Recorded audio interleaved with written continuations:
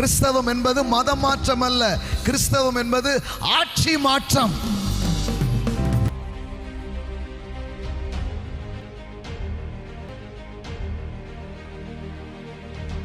அது முதல் இயேசு மனம் திரும்புங்கள், பரலோக ராஜ்யம் சமீபித்திருக்கிறது என்று பிரசங்கிக்க தொடங்கினார். எல்லாம் சொல்லுங்க, பிரசங்கிக்க தொடங்கினார். From the time Jesus began to preach and say, repent, change yourself and the world way of thinking, regard past sins, live your life is the way that proves repentance. Seek God's purpose for your life, for the kingdom of heaven is at hand. என்ன சொல்றாரு? மனம் திரும்புங்கள், பரலோக ராஜ்யம் சமீபமா இருக்கிறது. எல்லாம் சொல்லுங்க, சமீபமா இருக்கிறது. அவர் கூட சமீபம் தான் சொன்னாரு. இங்க மனம் திரும்பி அங்கன்னா எவ்வளவு தூரம் பாருங்க. எல்லாம் சொல்லுங்க, தூரமா இருக்குன்னா சொன்னாரு. என்னங்க, சமீபம்னாரா தூரம்னாரா? அவர் அவர் அவர் கிட்டத்துலன்னு சொன்னதை அங்க அப்படின்னு சொன்னதுதான் மதம். ஆனா இயேசு அப்படி பேசல.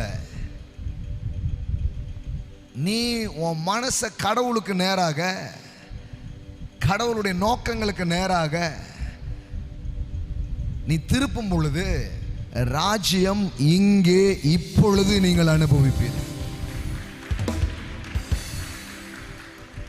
ஆமென். இயேசுவின் பிரசங்கமே என்ன தெரியுமா? Kingdom of God. எல்லாம் சொல்லுங்க, கிங்டம் ஆஃப் காட். அப்படின்னு என்ன தெரியுமா? கடவுளின் அரசு. கை தட்டுங்க.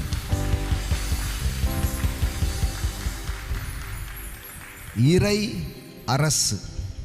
ஆமென். எல்லாம் சொல்லுங்க, அது முதல். சில பேர் இது என்ன இதை பத்தி பேசுறீங்க? இயேசு இதை பத்தாய பேசினாரு.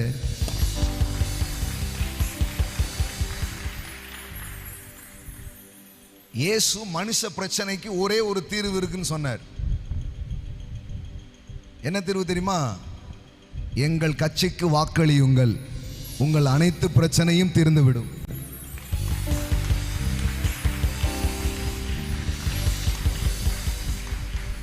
அதுதான் சொன்னாரு. மனம் திரும்பணும்னு அர்த்தம்.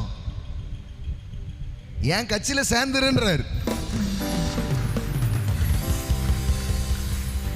போடுங்கம்மா ஓட்டு,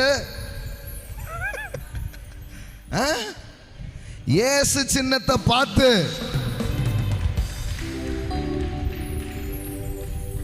என்னங்க,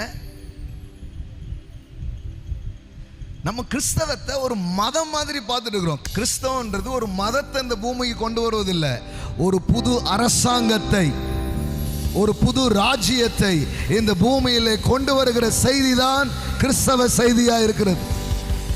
கிறிஸ்தவம் என்பது மத மாற்றம் அல்ல, கிறிஸ்தவம் என்பது ஆட்சி மாற்றம். ஆமென்.